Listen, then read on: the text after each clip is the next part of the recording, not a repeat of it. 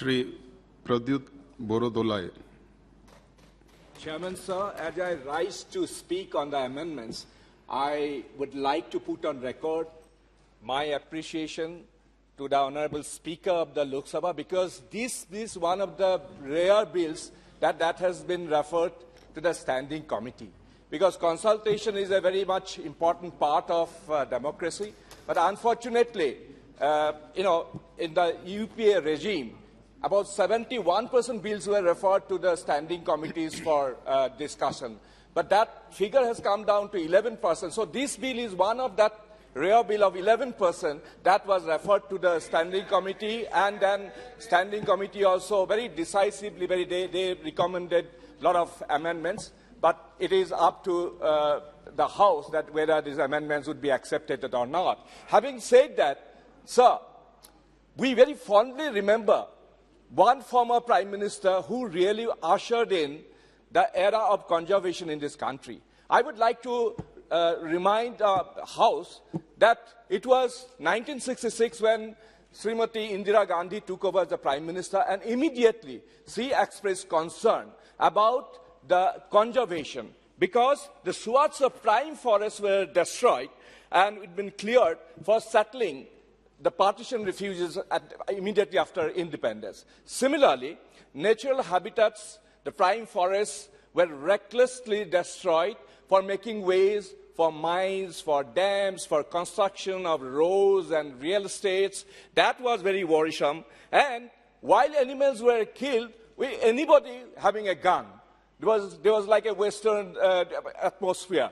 And then trade in tiger skins and trophies were rampant. So much so, even in the midst of Delhi, there was a Chanakya market where tiger skins were readily available to be bought. So all these matters were made her very worried. And eventually, India hosted the first IUCN conference here in India in 1969.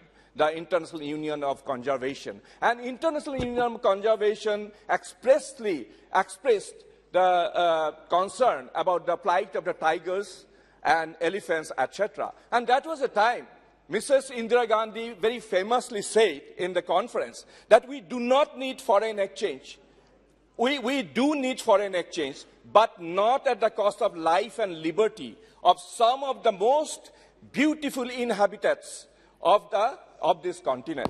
And that set the ball rolling, and eventually the task force was set up, and that paved way the Wildlife Protection Act 1972. And this act, despite of probably today's age, it is maybe little imperfect in many ways, but is essentially a very progressive law, because this is the law that actually banned hunting of wild animals, created protected wildlife habitats, allowing our wild treasures to grow, survive, and flourish. And this is the very act that created that parks and sanctuaries and reserves. This is the act that set up the National Board for Wildlife. This is the act subsequently when Project Tiger and Project Elephants were set up, and the wildlife managerial practices were ruled. So this is very important law, and I am very happy that these particular amendments are brought in. Some of the amendments are, of course, very necessary. The prominent among them are the prohibition of renewal of arms license within the 10-kilometer radius. That is very much needed. And also to regulate the international trade, the CITES trade, that is very important. I think this is welcome. And the surrender of wild animals and products, among other things, the regulation of invasive plants, then reorganization of CIDLs, and of course the other things. Those are very important. But having said all these, I would like to point out the fallacies and anomalies even in the CITES. We all know the CITES actually among 38,700 species of animals and wild animals and plants, the CITES organize, and they regulate all the rules among the member countries. But there are also fallacies. I would like to point out, in Assam, we have a plant called agarwood. the botanical name is Aquilaria melacensis. Because of the climatic condition, because of the very conducive soil condition, the Assam agar has got a huge brand equity world over, especially in the Arab and the Middle East. But CITES has included that Assam agar, that in the list. As a result, sir, you would be surprised to know that Assam, this agarwood is growing abundantly in the homestead lands. It is not available in the reserve forest and wildlife areas. But this Assam agar is grown all over the places, at the backyard of the houses, the homestead lands.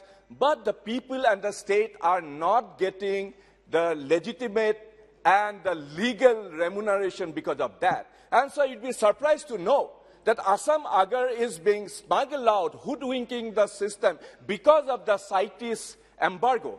So it is very important that this kind of fallacies should be removed from the CITES, and I would request the Honorable Minister to look into this matter and arrange to remove the Assam agar from the list of the CITES. Similarly, there are other things like regulation of invasive species, which is very, very important because we have to protect the habitats. For example, Kaziranga National Park is known world over because the rhinoceros and other herbivores are dependent on the grassland. But in the tea industry surrounded the Kaziranga National Park, they at one point of time, they introduced this mimosa plants because mimosa has got antibacterial qualities.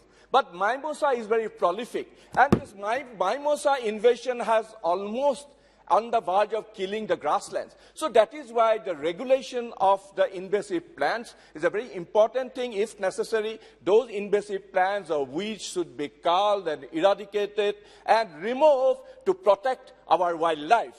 And we are coming to a very sensitive subject called elephant. Of course, elephant is very much here. The standing committee also has referred, and standing committee has asked for a very careful balance between the traditions of our society and conservation. So there are about 16 states in our country who actually have habitat of elephants. And as per the Wildlife Institute of India data, that we have probably 28,000 to 31,000 elephants. But latest data is not available. That data is as old as 2012. I also note that your ministry asked different state governments to give the data because we have 30 elephant reserves. Unfortunately, those information are not available. So this information should be updated. We have to know that what is the exact number of elephants that we have in our country. And so, having said that, tradition and all, so elephants actually grow in a particular habitat. Elephants don't really grow in some other anti-friendly, non-friendly environment. But we have record that about 320 elephants were taken out of Assam with permission on record. But we do not know how many elephants have been taken out from Assam. And we are told these elephants are transported to various places, some temples in South India, and a large number of elephants have been taken to Jamnagar by a prominent industrialist of India. Please conclude. So, actually, you have three other speakers. But what I'm basically trying to say, these elephants grow in a particular environment. That scientific study has to be made whether the elephants can survive in a non-friendly, anti-friendly, in atmosphere. And that is very important, that human-elephant conflict that we have, that is on the rise day by day. A large number of human and cattle and crop loss has been recorded because of the shrinkage of the natural habitat of the elephant, because of the biotic pressure, because of the fragmentation of the reserve forest, the shrinkage. But that elephant habitat has to be protected, and that is where the traditional knowledge also has to be combined. So you would be very surprised to know that elephant command, the domesticated elephant, is a part of our tradition. And that tradition was very good, and that elephant command, even vocabulary, traveled to Thailand and Cambodia and Southeast Asian, same language. And in the 18th century, The elephant treatise was compiled in Assam. It's called Hasti Vidyar Nava by Sukumar Borkai in the 18th century. And it precisely gives how the elephant should be preserved, how elephants' habitats should be protected. But in that entire thing, we also had two domesticated elephant measures like Bela Shikar and Kheda Shikar. Shikar is a misnomer. Shikar doesn't mean that elephant hunting takes place, but it actually creates a data. It also tries to minimize the human-elephant conflict. But that has been eradicated, that has been uplifted. So that is why it is very important that traditional knowledge should be combined with the present-day managerial practices of wildlife. Thank you, sir. Thank you. Shri Kirtivardhan Singh.